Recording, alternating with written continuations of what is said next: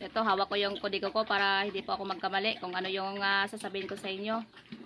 Ngayon ay pag-usapan natin kung magkano na ba yung puhunan natin sa ating dalawang inahin. Ito po yung ating inahin na 59 days na siya ngayong buntis.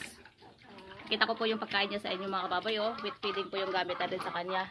Ito po ay pinaghalong darak ng mais. Tapos nag-ano din ako ng niyog. Tapos yung mga bula-bula na yung tawag dito, yung niyog na tumutubo na, yung ano niya sa loob, kaya bula to yung tawagin sa amin yung puti, yung laman na ano ng niyog.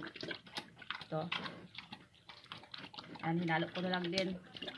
Kasi gusto din niya ng mga baboy natin. So ito yung 59 natin na buntis. So mixed feeding siya. Tapos ito naman yung ating 110 na. 110 na siya. At yung kakain natin sa kanya ngayon, lactating. Ayan, naka pure feeds na ito mga kababoy. Ganito kasi ako magpakain sa aking mga alaga. Nagbubuntis pa lang po hanggang sa 100 days. Katulad nito yung pagkain nila, mixed feeding ang gamit ko. Pero pag 100 days na ay nag-pure feeds na po ako para tuloy-tuloy po yung pag-develop ng gatas ng ating inahin. Ito po yung kodigo ko. Sinulat ko na po to kanina para tuloy-tuloy po ako sa pag-ano sa inyo. Wala po akong makalimutan. At nakakwenta na po to doon sa listahan ko doon sa ating kasi pag mag-alaga tayo ng baboy, meron po talaga tayong listahan sa mga gastos natin. Tulad sa akin, itong aking dumalaga kasi sariling bake ko po to. Pinanganak po to ng ayaw niya mag-focus. So basahin ko na lang po. Ito siya ay, sa ngayon po ay February 18. Itong aking dumalaga ay pinanganak po to ng March 30. Kaya mag-iisang taon na po siya. Sa susunod na buwan. 7 months, na-EI na po natin siya. Yung pagkain po natin sa kanya ay umabot po tayo ng 15,103. So, yun na po yung pagkain natin simula nung biik hanggang sa winalay po siya sa mama pig, tapos hanggang nag pre-starter at saka grower, at saka yung paghalo po natin ng darak ng mais, kasali na po yun doon sa 15,103 sa loob po ng 7 months. Noong October 31, na-EI po natin to siya. Yun po yung eksaktong 7 months niya.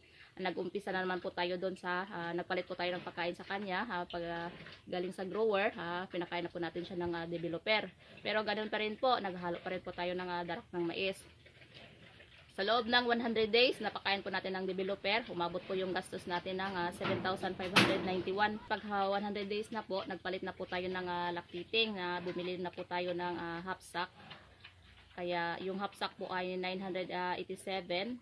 Ito po ay inahinto ng bimig. Yun po yung pinakain ko sa kanya. At yan po yung binigay ko sa kanya ngayon. Naka pure feeds na po siya. Wala na pong halo na darak ng mais.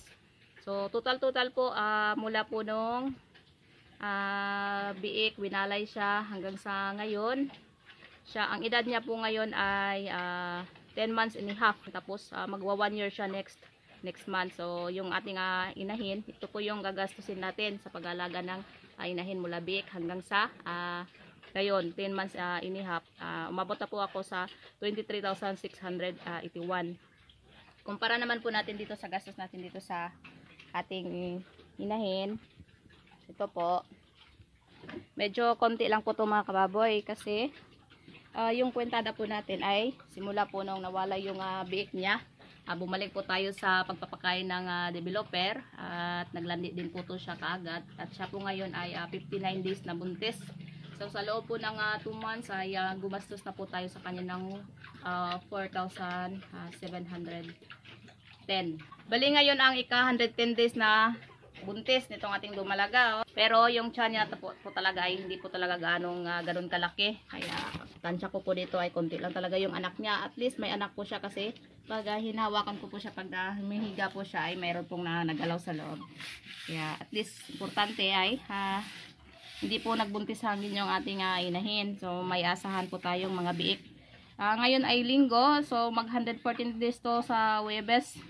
More or less 114 days kung mga anak siya ay sana pong walang komplikasyon. So ito lang po muna yung update natin mga kababoy. Kung magkano na po yung puhunan natin sa pag-alaga. Gaya na po nitong pag-alaga ng inahin. Ito lang po yung update. Happy farming po sa lahat.